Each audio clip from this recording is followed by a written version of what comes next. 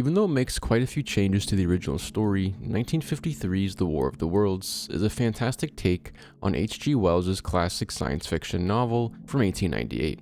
The film updates the setting and plot of the terrifying Martian invasion tale to match the quickly changing world of the 1950s. Rather than taking place in 19th century England, the film drops the audience into a mid-20th century America, in the beautiful state of California, no less. The film continues from the American perspective, showing off what the United States government and military do to combat the threat of alien invasion. That confidence in the American process, unique to the post-World War II 1950s, is clearly evident throughout the movie. When the disaster is at its most bleak, all eyes are on America. Post-World War II, America had become gargantuan, a veritable global superpower, as the decisive victory during the war proved to the rest of the world. The debut of the atomic bomb wrote American superiority into the Earth itself. It had been the nation's display of total superiority over friend and foe. At this time in history, it was understood that America was a force to be reckoned with, an unbeatable, unstoppable machine. And so, what better story to adapt for this new American-led world than one in which that American military might must be put to the test once again? The inflated confidence of the United States following the World War II victory is very much humbled in 1953's The War of the Worlds, a film in which extraterrestrial hostiles from Mars descend upon Earth with evil intention. America, naturally, steps up to the plate. Who else at this time in history would the rest of the world look to for defense? Having proven itself the strongest nation in the world, America is the last, final hope for a planet at the mercy of foreign threats. If anybody can save them, America can. Better get word to the authorities. Look!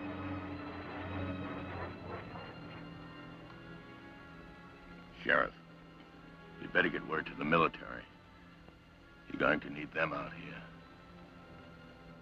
But The War of the Worlds does not simply depict America at this time as the unbeatable force to be reckoned with, which the war had cemented it to be. No. In fact, America, in shocking fashion, is depicted as helpless to stop these invaders, just as helpless as anybody else on the globe.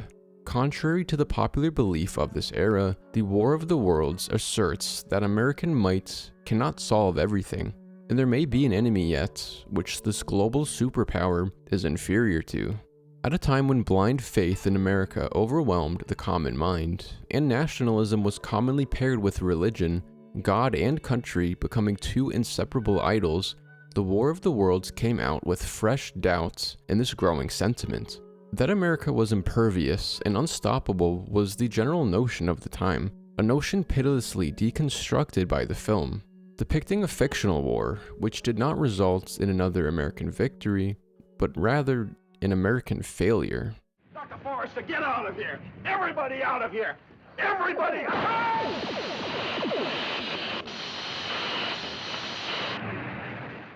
The War of the Worlds begins by establishing that American competence and confidence which only feels natural for the time.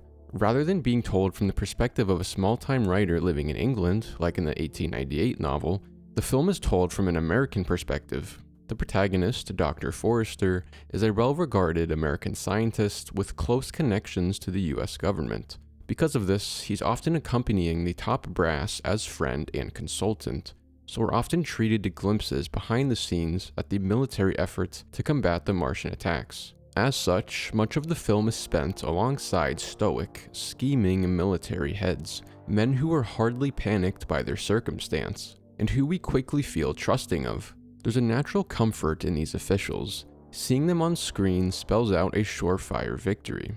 Knowing that a real concerted effort is being made by America's best assuages our fears and lulls us into a false security. In this sense, The War of the Worlds feels very reliant on its recent history. It heavily relies on the memory of American might showcased just 8 years prior. The sight of a strong featured American general in a decorated green jacket and green beret has an assurance to it that wouldn't have existed had World War II ended differently. But America won, so the popular understanding at this time was that if anyone could get the job done, it was the Americans. In line with Hollywood's loyalties, DC, the capital of the United States, is treated in the film as the last bastion for hope as the Martians spread their terror across the globe. The American government is the central hub for Earth's resistance movement, obviously not something Wells imagined in his pre-World War II English-set novel, but which a Hollywood production was sure to amend. From there, the news was forwarded to Washington, because here was the only remaining unassailed strategic point. The filmmakers presumed to convert the War of the Worlds into an American fable. And my expectation watching the film was that, perhaps, Hollywood, in all their confidence, would bend the story to celebrate American might. The United States military would blow these Martians sky high, proving further to the world that we, above all other nations, were the keepers of the globe, its master and defender. 10 seconds. 9, 8, 7, 6, 5, 4, 3, 2, 1. With the common man's belief resting on its shoulders, America rushes to throw together a defense, some worthy retaliation against their invasion by Martians. The military gathers in large numbers, cannons at the ready, confident that they can simply blow these creatures off of their homeworld. You've deployed your forces well. Thank you, sir. If they start anything, we can blast them right off the Earth. Though, prepared as they might seem, humanity is only a slight tickle to these otherworldly beings, piloting ultra-advanced machines. Cannon fire does nothing. Bombs are worthless. Even later, at the film's most desperate moment, the atom bomb is used in vain attempts to demolish these creatures and their impenetrable technology. All of it to no avail. It's particularly meaningful that the same weapon of mass destruction which sealed America's unconditional victory in World War II falls like nothing on these Martians. This society has more tools at the ready than Wells ever knew of. His novel was a pre-World War tale, far before jet bombers and certainly before the creation of the atom bomb. Yet this updated version of the story, which includes the newest advances in weaponry, ends just the same. Martian resistance to all firepower. It didn't stop them. Guns, tanks, bombs, they're like toys against them. It'll end only one way. We're beaten. No, not yet. It brings a different kind of fear than the novel. Fear of being utterly powerless, no matter how advanced our civilization becomes. Time and progress make us no more prepared to fend off this invasion. For the American ego of the time, recently inflated by a decisive win on the world stage, the War of the Worlds was a profound blow. It met them with the uncomfortable idea of defeat for the first time since World War II. Compared to the novel, 1953's The War of the Worlds is closely involved with the military's efforts. Dr. Forster's knowledge of the military operations in the film is a great departure from the original novel. Wells envisioned a man without direct contact to authority, who was kept in the loop only by the quickly decaying news media and sparse word of mouth. Much of what we hear him tell us is merely what another person told him. Never are we treated to personal conversations with real men of authority. In fact, it's often questioned whether the men in power are even capable of stopping this threat. Being alone and scared, dodging Martian death rays as he scurries the rural England hillsides, there are doubts in his mind that anybody is coming to save him. He feels abandoned, alone, and let down by the safety nets of his society. But in the film, our hero is closely related to the military effort. He is a well-respected scientist who shakes hands with high-ranking personnel. He's shoulder to shoulder with generals and closely follows the organized efforts to defeat the Martians with sheer firepower. This new perspective gives the story a kind of American confidence. We're given a window into DC and the American government's approach, as if they can do anything at all. It's comforting in a way. It makes us feel as though there is a body to believe in. Our institutions are rising to meet this threat. Perhaps there is a way. But the War of the Worlds only baits its audience into a trap. Playing along with popular trust in America, the newly appointed superpower, it pulls out the rug and asserts that, in fact, there is nothing that this government or its prestigious military can do. They are powerless. Even though we're treated to such a close involvement in the procedures of the American military, we aren't entirely reassured of their abilities. We are lucky observers, seeing what the masses at large cannot. However, we're not witnessing the Americans get it done. In fact, it's rather discouraging to observe them. We watch them try throwing everything at the threats, only for none of it to work. Not even the atom bomb. The American military, the strongest force in the world, proven ultimately by the victory during World War II, is still second to these Martians. They're the atomic glue holding matter together. Cut across their lines of magnetic force and any object will simply cease to exist. Take my word for it, General. This type of defense is useless against that kind of power. You'd better let Washington know. Fast! It's terrifying and humbling. Perhaps that was the intention of the filmmakers, to properly humble an American society walking on the clouds of their recent victory. We are not invincible, the film tells its audience. We can be exterminated still. The War of the Worlds comes jam-packed with shocking imagery which betrays all of my expectations for a 1950s sci-fi. Entire tanks are disintegrated by one fell swipe of the Martian laser. Men are cut down to piles of dust by that same laser. There's not enough time to mourn, less time for a funeral.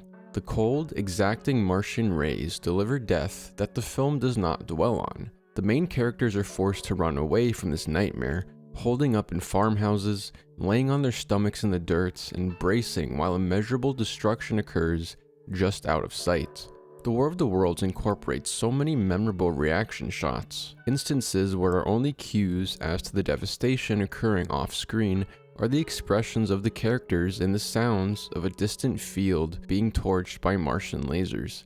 For a 1953 film, this is brutal.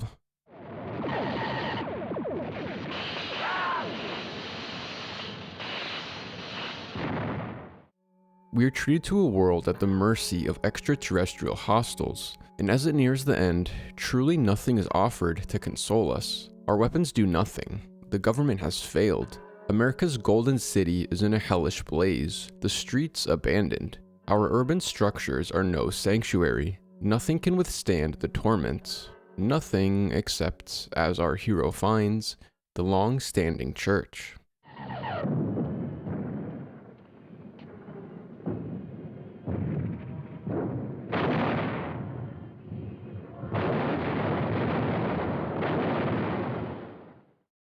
The mid-20th century saw compulsive patriotism and religion become a kind of package deal. A man loved his country as he loved his God, placing equal faith in both. But the War of the Worlds makes a very important and everlasting separation between these two faiths, asserting that one of them is quite illegitimate actually. For 1953's audience, the War of the Worlds was a call for humility. At a time of soaring American pride, when nationalism blurred with, and perhaps even began to overtake, religion, the War of the Worlds returned to faith, depicting not Washington, not Los Angeles, but the church itself and the holiness within as the true final sanctuary.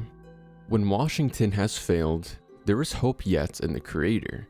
By the film's end, once guns, generals, military brass, Washington, and the atom bomb have all had their way and turned up nothing, it becomes abundantly clear, amidst the torn, scorching Los Angeles, that the only salvation is found in our prayers and our God.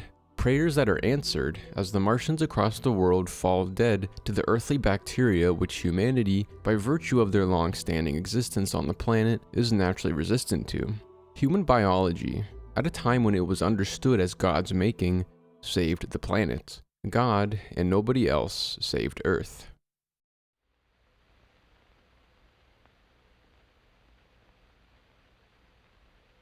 We're all praying for a miracle.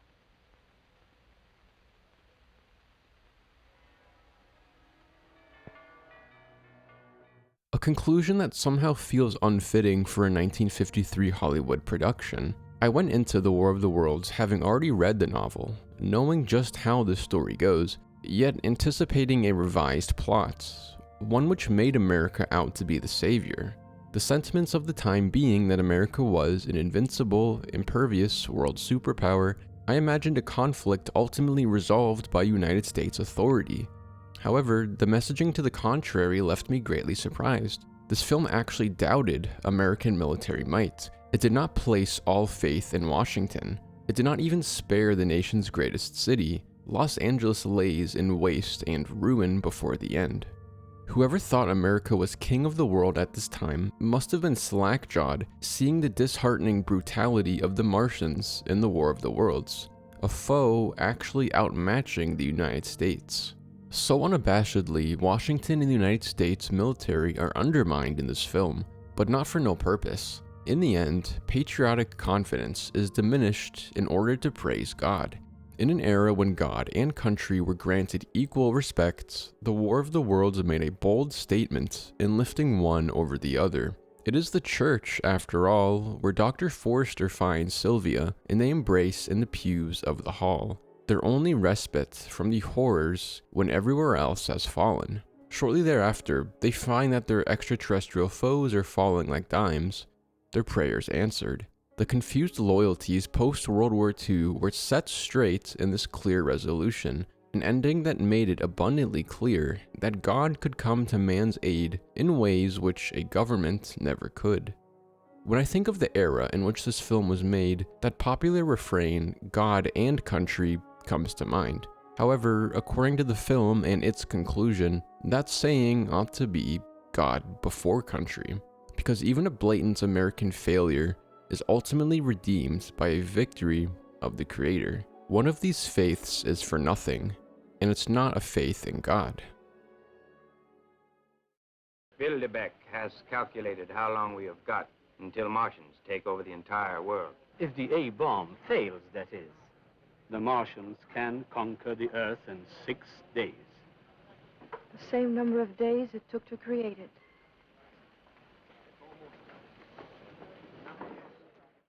The War of the Worlds is shockingly brutal, even today, but I can imagine it had a unique impact back in 1953 because it depicted a disappointing and terrifying American failure at a time when American failure seemed quite impossible. If the War of the Worlds has a defining theme, it is that no body, no institution, and no authority is worthy of total faith. At the time of the film's making, America was an emboldened global superpower. Walking on clouds, its population probably felt untouchable, invincible even. Washington became, in a sense, a second god. Nationalism became a new religion, normalized as a partner to Christianity. America was the center of the world. Hell, it was the world, and nothing could stop it. But what if something could? That was the question raised by the War of the Worlds, which supposed that the United States was a fallible entity. Its weapons, no matter how great, could fall ineffective to some enemy. An overblown faith in Washington is whittled away over the film's runtime, leaving the desperate Dr. Forrester looking for foundations when everything he knows has been cut down by invaders. Failed by his government, he seeks refuge in a church, like other decent people brought to prayer. Prayers which are answered in a fashion impossible for any state power to replicate. The War of the Worlds ends with this message: your government may fail, America may fail, but God will not. After all that men could do had failed, the Martians were destroyed and humanity was saved by the littlest things which God in his wisdom had put upon this earth.